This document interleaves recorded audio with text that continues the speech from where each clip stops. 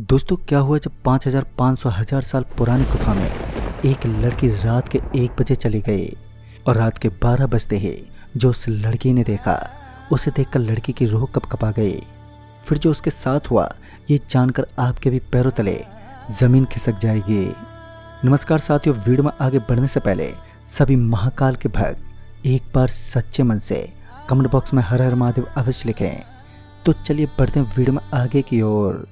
दोस्तों ये सच्ची घटना है साल 2009 के, जब ज्ञानता अपने 3 दोस्तों के साथ झारखंड के जंगलों में एक डॉक्यूमेंट्री शूट करने के लिए निकली थी।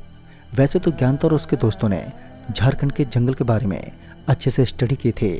उन्हें पता था कि यह नक्सली क्षेत्र है, ऐसे में उन लोगों को शूटिंग की परमिशन तो नहीं मिलेगी और इसी के चलते उन चारों लोगों ने चोरी छुपे जाने का फैसला किया और फिर किसी तरह ज्ञानता और उसके दोस्त जंगल में पहुंच गए। पर उन्हें इसमें काफ़ी वक्त लग गया। अब सूरज भी डूबने वाला ही था। अभी ज्ञानता और उसके तीनों दोस्त शूटिंग की तैयारी ही कर रहे थे कि तभी उन्होंने देखा कि उनके आसपास कुछ अनजाने लोग हैं। फिर जब ज्ञानता और उनके दोस्तों की नज़र उन अनजाने लोगों के हथियारों पर गई तो वो चारों बुरी तरह से घबरा गए। उन्हें अब कुछ भी समझ में नहीं आ रहा था कि वो क्या करें कि तभी उन्होंने देखा कि वो नक्सली उनकी तरफ बढ़े चले आ रहे हैं। उनको हथियार लिए अपनी तरफ बढ़ता देख ज्ञानता और उसके तीनों दोस्त अपना सारा सामान छोड़कर एकदम से भाग खड़े हुए। पर वो चारों एक साथ नहीं बल्कि अलग अलग दिशाओं में भागे, जिस वजह से वो सभी बिछड़ गए। और तभी ज्ञानता भागते भागते जंगल के काफ़ी अंदर आ गई। अब तक सूरज भी ढल चुका था और अब जंगल में स्याह अंधेरा फैल चुका था।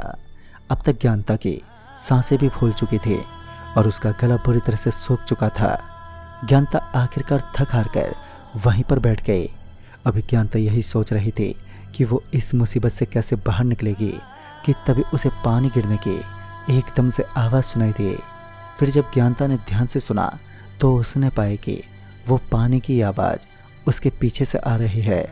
ज्ञानता ने अपने मोबाइल की फ्लैश लाइट ऑन की तो उसने पाया कि पीछे एक भयानक गुफा है जहाँ से वो पानी की आवाज़ आ रही है। ज्ञानता डरते डरते ही सही पर वो उस गुफा में दाखिल हो गई और गुफा में दाखिल होते ही ज्ञानता ने देखा कि गुफा की छत से पानी टपक रहा है जो कि एक शिवलिंग के ऊपर गिर रहा है। ज्ञानता के लिए चौंकाने वाली बात तो ये थी कि उस शिवलिंग पर बेल पत्थर और किसी तरह की लेप लगी हुई थी, मानो किसी ने पूजा की हो। पर इस वीरान और दुर्गम स्थान पर भला कौन आएगा। फिर जब ज्ञानता ने ध्यान से गुफा में देखा तो उसने पाया कि ये कोई आम गुफा नहीं है बल्कि ये तो बानासुर की गुफा है जिसका जिक्र पुराणों में कई बार किया गया है।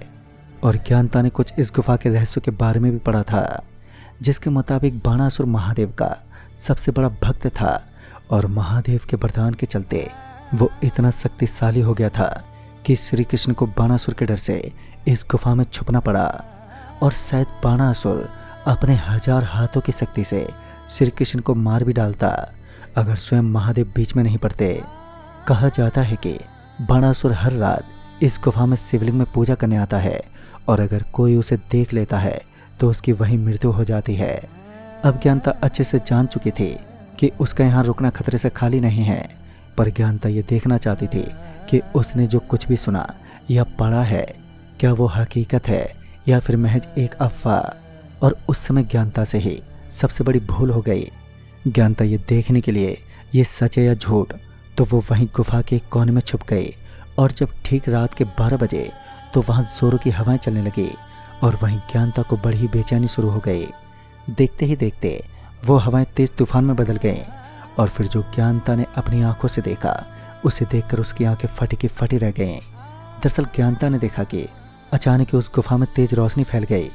वो रोशनी इतनी तेज थी कि ज्ञानता को अपनी आंखें बंद करनी पड़ी और फिर कुछ देर में ज्ञानता के कानों में ओम की ध्वनि गूंजने लगी।